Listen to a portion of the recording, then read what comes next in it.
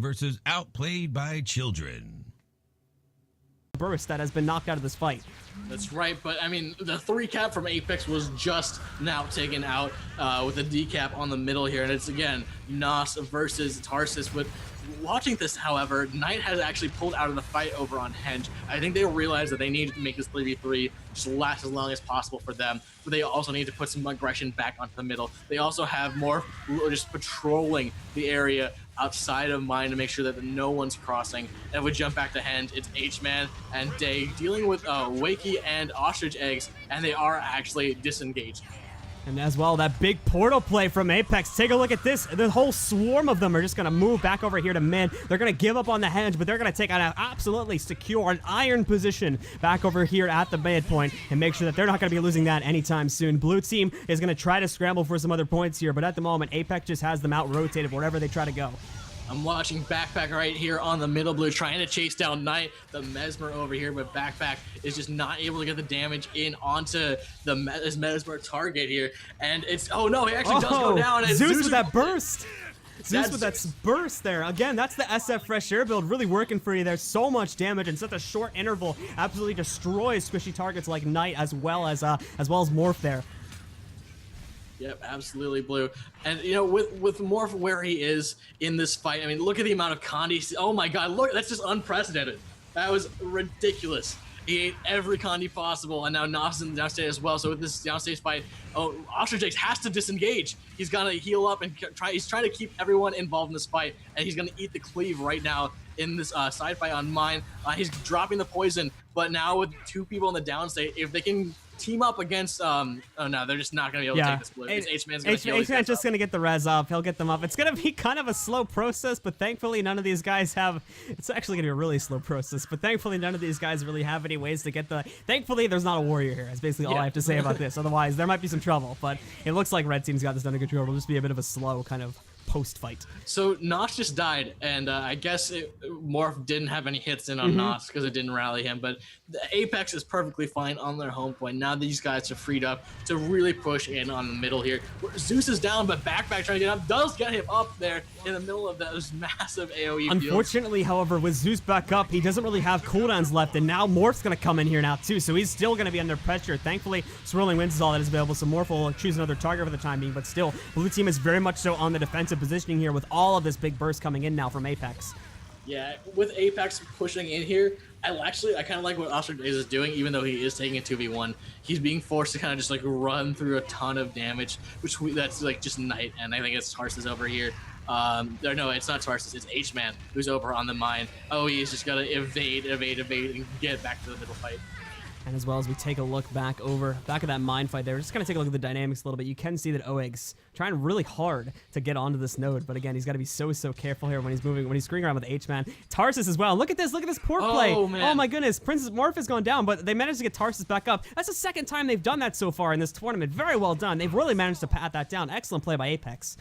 Yeah, I mean, Apex is so strong, over almost double the amount of points that Outplayed has, but Blue Team Outplayed they've got a 2-cap right now, and Zeus actually takes out Spawnier. They're rotating right now to deal with Tarsus's aggression on Hedge, so Nosh spots it. I think OE might actually try and take Chieftain as well.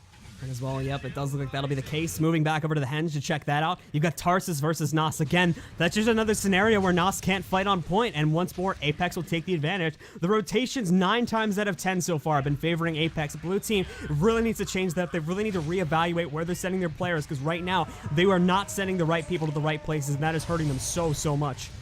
I'm still watching OE, man. After killing off Spawnier, now jumps right into the Henge fight. Notably here too, keep this in mind, for the next, I believe it'll be 50 seconds, they actually do have a 100-point stat boost, which while the 50 points is kind of the 100 points is still, I believe, about a 10 to 12% bonus. That's actually that's actually something to mention now. So with that said, they are going to be a little bit stronger and a little bit tankier in these fights too. They could actually use this to their advantage now that they have both the buffs. Well, will that be a factor, though, in the way these fights split up? Look at Tarsus. It's a very minor thing. Like, don't get me wrong. It's a very minor thing, but it can actually make a little bit of difference. And I do feel that they can play a little bit more aggressively now because they have both of these. Well, that said, look at the health pools. Tarsus is down, H-Man is down, Morpheus died. Day is just now getting onto the Henge point, but he's now just off point and trying to evade and re-engage later, or really just try and figure out where to get in. And basically, like pretty much like I said there, if they had been, like, that might have not gone so well in their favor, just kind of going directly on point versus him. They did have that little bit of extra pressure they could throw, and I think that made the difference that time, personally. I'm probably going to get flamed for saying that, but I don't know. I kind of feel like it did make the difference there. Look, Outplayed just in an amazing position right now. And with, actually, where's that port? Where's the other end of that port? It is out the... It's by their spawn. They're trying to regroup at mid. And it's both warriors, H-Man and Tarsus, unable to grab it. I think Tarsus, H-Man's going to push onto the henge point where Day has just died. We will see Tarsus pushing onto mine, and the rest of the squads are locked up in a battle on keep here. But it's Morpheus. Look at Morpheus, man. He's just used all of his cooldowns, popped his renewed focus as well, so he's out of everything almost. He's got to leave the fight now, or at the very least, he's got to switch to a much more passive play. When you're out of cooldowns on a DPS Guardian, you've got nothing left against your opponent, and as you're going to see, he will now pay the price for rejoining that fight. DPS Guardians, like I said earlier, they got no way to exit the fight, so the second he decided to jump back in, that was a concise decision to just say, I'm going to make sure this node stays decapped, and that was really the only reason he jumped back in. There was no way he was going to be able to take that fight. With Wakey killing off the player at keep, he will capture it up. Zeus is doing a great job actually defending on the henge. They will the entirety of their pips will get taken off here. Oe actually dropping outside of that point. No one here to come around and save him just yet. Stomp goes through. Nos and Zeus locked up outside on battles on the side of henge, not able to save their teammate. Wakey, however, taking 1v1 against Tarsus on the keep, and we will see Backpack pushing over towards mine. And as well, when you take a look back over towards the middle here, you can see once more it's Wakey versus Tarsus. Tarsus, however, again, good communication on the side of Apex here, because they do note the fact that we do see Backpack going for a decap here. Manages to catch on to that. Unfortunately, the rotation from Tarsus is going to be a little bit too late. Tarsus will actually choose to note this as well, to go for the deep, to make sure that this node stays decapped, over actually assisting with the boss over here and trying to take it back. So Zeus will pretty much get a free 25 points in that regard, as we see the snipe happening there. He's going to take advantage of that for sure. That, however, to talk a little bit about his rationale, to be honest, I kind of agree with that decision. Tarsus has a much better chance of 1v1ing Backpack.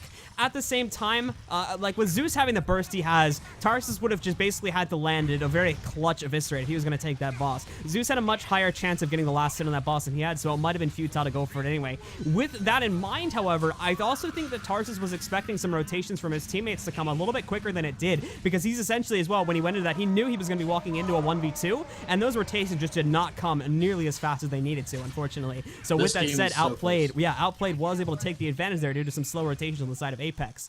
And now we're looking at a very, very close game that, if it continues on its current path, will go into the favor of Outplayed. With only 40 points left to victory for Outplayed, Apex has to run it back right now. There's about a 30-point difference. This is very close, guys. 4 minutes left on the clock. Nos, however, I'm watching. He rotated over towards Hens, trying to put some aggression. Actually, was trying to see if he could get onto Chieftain before H-Man took it out. Case was no. Now he's going to join the fight outside of mine, where pretty much everyone is locked up in here. H-Man, he's playing defensively over on Henge. He knows that if anyone dies in this fight, they're going to be able to come back and do the decap if he goes anywhere else.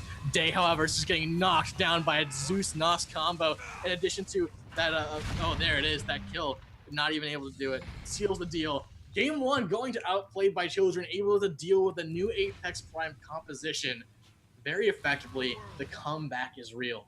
Indeed it is, and that was overall a fairly even game. To be completely honest, to talk a little bit about the match statistics there, based on what I saw, I honestly want to say that Apex was doing better for the majority of that match. They, to be honest, if secondary mechanics did not exist, Apex would have easily won that game. Unfortunately, at the end of it, it ended up coming down to two things. One, Tarsus having to go back to his home point alone, and two, giving that boss over to Zeus. Once they got that 25-point boost, and because there wasn't a fast enough rotation back over to the home node, once we saw Tarsus going to the downside to get knocked out, that was the game. Had Apex have done one of two things, either A, gotten control of that boss, or B, rotated back to that home node quicker and kept it stalemated, they might have been able to make a comeback. But it really, like I said, came down to that one last play there.